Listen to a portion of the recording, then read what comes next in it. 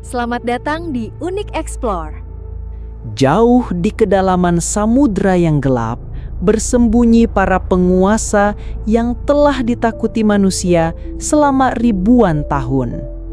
Dari Indonesia hingga Yunani, dari Afrika hingga Hawaii, setiap peradaban memiliki dewa laut mereka sendiri. Tapi siapa di antara mereka yang paling berkuasa? Hari ini, kita akan mengungkap misteri para dewa laut dari 5 benua dan menemukan jawaban pertanyaan yang telah menghantui pelaut sejak zaman dahulu.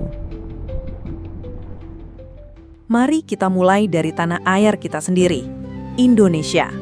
Negara kepulauan dengan garis pantai terpanjang kedua di dunia. Di sini, di antara 17.000 pulau yang tersebar, bersemayam sosok yang bahkan sampai hari ini masih ditakuti oleh jutaan orang. Namanya Nyai Roro Kidul. Ceritanya dimulai ratusan tahun yang lalu. Dahulu, ia adalah Dewi Kadita, seorang putri jelita dari kerajaan Pajajaran. Wajahnya begitu cantik hingga para raja dari berbagai kerajaan ingin mempersuntingnya. Namun, nasib berkata lain. Karena fitnah dan iri hati, ia dikutuk dengan penyakit kulit yang mengerikan. Putus asa dan malu, sang putri memilih terjun ke Laut Selatan. Tapi bukannya mati, ia berubah menjadi penguasa kerajaan bawah laut yang tak terbayangkan megahnya. Kini, dari istana kristal yang berdiri di dasar Samudra Hindia, dari singgasana yang terbuat dari mutiara dan karang emas, ia memerintah tentara jin, setan laut, dan makhluk gaib tak terhitung jumlahnya. Konon, pasukannya bisa menggelapkan langit dalam sekejap mata. Bahkan sampai sekarang, ribuan orang masih ziarah ke pantai Parangtritis, Parangkusumo, dan pantai selatan lainnya. Mereka datang bukan hanya untuk berwisata, tapi untuk meminta izin, meminta berkah, atau bahkan meminta perlindungan dari sang ratu. Tapi, Nyai Roro Kidul bukan satu-satunya penguasa laut di Nusantara. Ada Baruna, dewa Hindu yang telah lama mengakar dalam kepercayaan Jawa. Ia menguasai keadilan di lautan dan memiliki kekuatan untuk menghukum mereka yang berbuat jahat di laut. Dan jangan lupakan Dewi Lanjar, penguasa pantai utara Jawa. Konon antara dia dan Nyai Roro Kidul ada persaingan abadi. Laut Utara versus Laut Selatan. Satu menguasai jalur perdagangan dan kemakmuran, yang lain menguasai misteri dan kekuatan gaib. Bayangkan, di perairan Indonesia saja sudah ada 3 penguasa laut yang saling berbagi kekuasaan, masing-masing dengan wilayah, tentara, dan aturan mereka sendiri. Indonesia bukan hanya kaya rempah-rempah, tapi juga kaya akan dewa-dewa laut yang masih hidup dalam kepercayaan rakyatnya. Sekarang, mari kita berlayar ke benua yang melahirkan cerita-cerita mitologi paling terkenal di dunia, Eropa. Dan kalau bicara soal dewa laut Eropa, tidak ada yang mengalahkan Poseidon. Poseidon, saudara Zeus, penguasa Olympus bawah laut. Dewa yang temperamennya bisa berubah secepat cuaca laut itu sendiri. Suatu saat tenang seperti danau di pagi hari. Detik berikutnya mengamuk seperti tsunami yang menghancurkan peradaban. Dengan sekali hentakan trisulanya yang legendaris, ia bisa membelah bumi dan menciptakan gempa yang meruntuhkan kota-kota besar. Para pelaut Yunani kuno tidak berani menyebut namanya sembarangan. Mereka tahu Poseidon punya mata dan telinga di setiap gelombang laut Mediterania. Konon, ketika Troy terbakar dan para pahlawan Yunani hendak pulang, Poseidon menghukum mereka dengan badai yang berlangsung selama bertahun-tahun. Odysseus, sang raja Ithaka, terpaksa mengembara selama 10 tahun karena murka dewa laut ini. Tapi Poseidon bukan satu-satunya penguasa laut Eropa. Jauh di utara, di tanah Celtic yang berkabut, ada Manannan Maclir, dewa laut Irlandia yang menguasai Otherworld, dunia lain yang tersembunyi di balik kabut tebal. Manannan memiliki perahu ajaib yang bisa melaju tanpa layar atau daung. Ia punya kawanan babi yang dagingnya tidak pernah habis dimakan. Dan yang paling menakutkan, ia bisa menciptakan kabut setebal dinding untuk menyembunyikan pulau-pulau mistis dari mata manusia fana. Dua penguasa Eropa ini punya satu kesamaan yang mengerikan. Mereka tidak pernah memaafkan penghinaan. Sekali kalian melanggar aturan mereka, tidak ada tempat di seluruh lautan untuk bersembunyi. Perjalanan kita selanjutnya membawa kita ke benua ibu, Afrika. Benua tempat peradaban manusia pertama kali berkembang. Di sini, hubungan dengan laut bukan hanya soal kekuatan dan ketakutan, tapi tentang kehidupan, kesuburan, dan kasih sayang yang mendalam. Mari berkenalan dengan Yemoja atau Yemaya dalam bahasa Spanyol. Dalam kepercayaan Yoruba yang telah berusia ribuan tahun, dialah ibu agung dari segala kehidupan. Bayangkan, semua dewa laut yang sudah kita bahas tadi, mereka semua adalah anak-anaknya. Yemoja tidak menghukum dengan gelombang atau badai. Ia melindungi.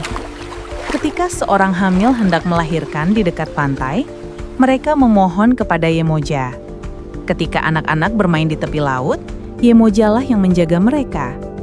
Air ketuban yang melindungi bayi dalam kandungan, itu adalah berkah dari Yemoja. Tapi, jangan salah sangka, Afrika juga memiliki sisi gelap dari kekuatan laut. Ada Olokun, dewa yang menguasai kedalaman tergelap samudra dan semua misteri yang tidak boleh diketahui manusia.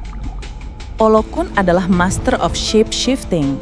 Hari ini, ia bisa muncul sebagai pria tampan yang mempesona, besok sebagai wanita cantik yang menggoda, lusa sebagai sesuatu yang bahkan tidak bisa dijelaskan dengan kata-kata, sesuatu yang membuat mata manusia tidak sanggup menatapnya.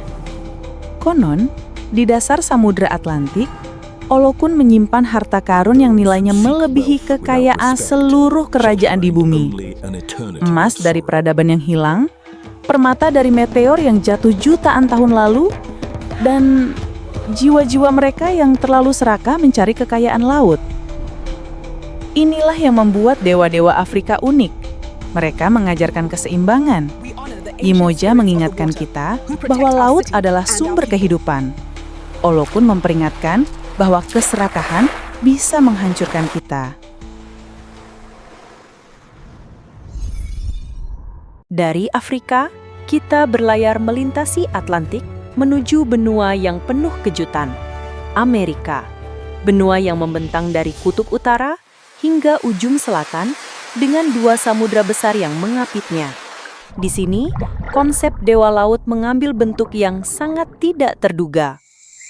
Mari berkenalan dengan Calciototolin, dewa Aztec yang penampilannya akan membuat kalian tercengang. Bayangkan seekor kalkun, tapi bukan kalkun biasa. Bulunya terbuat dari emas murni yang berkilau seperti matahari, matanya seperti permata obsidian, dan suaranya bisa mengguncangkan munung. Jangan pernah meremehkan penampilan yang tidak biasa ini. Calciototolin menguasai Laguna Suci dan Cenote, gua-gua bawah tanah berisi air yang dianggap portal ke dunia lain. Orang Aztec percaya, melalui air inilah dewa ini bisa mendatangkan berkah atau kutukan mematikan. Ketika epidemi menyerang Tenochtitlan, mereka tahu itu adalah murka Calciototolin. Ketika air minum tercemar dan ribuan orang sakit, itu artinya sang dewa kalkun sedang menghukum mereka yang tidak menghormati kesucian air. Tapi, Amerika tidak hanya soal daratan. Ribuan kilometer ke barat di tengah Samudra Pasifik yang luas, ada Hawaii.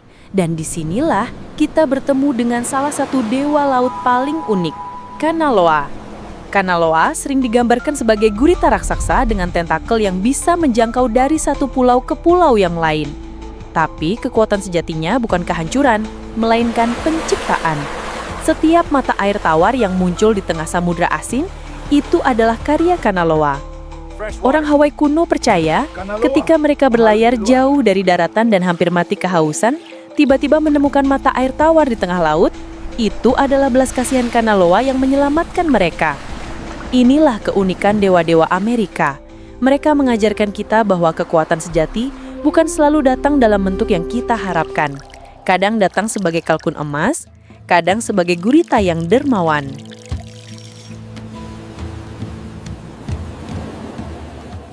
Dan sampailah kita di perhentian terakhir, Oceania. Benua yang sebagian besar terdiri dari lautan luas dengan ribuan pulau tersebar seperti permata di atas kain biru tak berujung. Disinilah hidup mungkin dewa laut paling kuno sekaligus paling perkasa di seluruh dunia. Tangaroa, nama yang bahkan orang Maori tidak berani ucapkan sembarangan. Menurut mitologi Polinesia yang telah berusia ribuan tahun, jauh sebelum ada daratan, sebelum ada langit, sebelum ada kehidupan, hanya ada kegelapan abadi dan air tanpa batas. Dan dari kegelapan itulah Tangaroa bangkit, menjadi dewa pertama yang menciptakan segala sesuatu.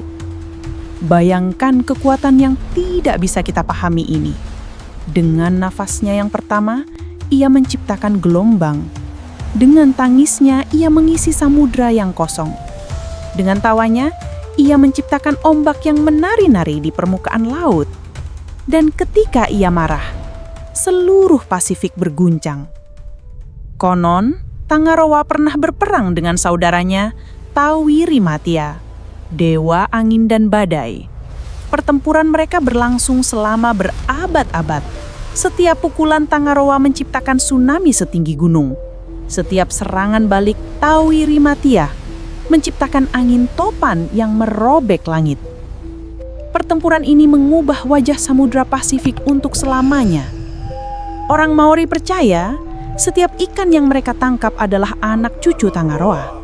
Setiap mutiara yang mereka temukan adalah air mata dewanya. Dan setiap badai yang melanda, itu adalah Tangaroa yang masih berduel dengan saudaranya hingga hari ini. Tangaroa bukan hanya dewa, ia adalah samudra itu sendiri. Setiap tetes air laut membawa sedikit kekuatannya. Setiap gelombang adalah detak jantungnya yang masih hidup.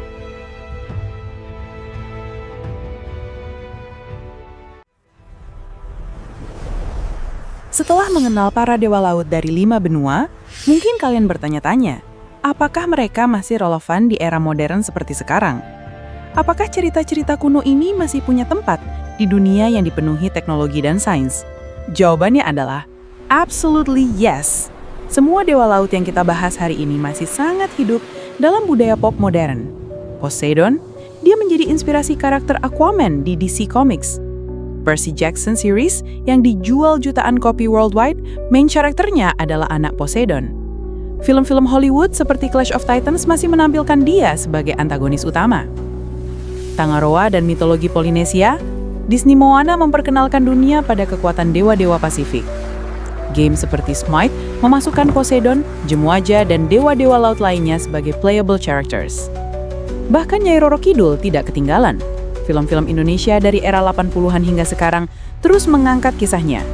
Danur series, Pengabdi Setan, dan puluhan film horor Indonesia lainnya terinspirasi dari mitos-mitos laut Nusantara. Ini membuktikan satu hal yang penting. Para dewa laut ini tidak pernah mati. Mereka terus berevolusi, mengikuti zaman, dan menemukan cara baru untuk remain relevan dalam kehidupan manusia modern. Karena pada dasarnya, laut masih tetap misterius. Meski teknologi sudah canggih, kita baru menjelajahi 5% dari samudra dunia. Sisanya masih menjadi domain para dewa laut ini. Setelah mengelilingi dunia dan berkenalan dengan para penguasa lautan dari 5 benua, kita kembali pada pertanyaan fundamental yang menggantung sejak awal. Siapa dewa laut yang paling berkuasa? Setelah mendengar semua cerita ini, mungkin jawabannya bukan tentang siapa yang paling kuat dalam artian bisa menghancurkan yang lain. Mungkin kekuatan sejati terletak pada kemampuan mereka untuk tetap hidup dalam hati dan pikiran manusia selama ribuan tahun. Poseidon masih ditakuti setiap kali ada gempa bumi di dekat laut. Nyai Roro Kidul masih dihormati setiap kali nelayan Indonesia melaut. Yemoja masih dipanggil setiap kali seorang ibu hendak melahirkan. Tangarawa masih dikenang setiap kali orang Polinesia melihat ombak. Mereka membuktikan bahwa dalam menghadapi kebesaran laut yang tak terbatas, manusia dimanapun, dari budaya apapun, merasakan hal yang sama. Rasa hormat, takjub, dan kebutuhan untuk memahami kekuatan yang lebih besar dari diri kita. Yang jelas, lain kali kalau kalian ke pantai, ingatlah cerita-cerita yang sudah kita bagikan hari ini. Ingatlah bahwa kalian tidak sendirian di sana. Ada mata-mata kuno yang mengawasi.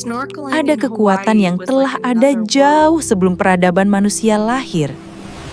Nah, sekarang giliran kalian. Dewa laut mana yang paling bikin kalian penasaran? Yang mana yang ingin kalian temui jika ada kesempatan? Atau malah, yang mana yang paling kalian takuti? Dan ingat, laut selalu mendengar, laut selalu mengingat, dan laut tidak pernah lupa. Terima kasih sudah menonton. Jangan lupa like, comment, and subscribe.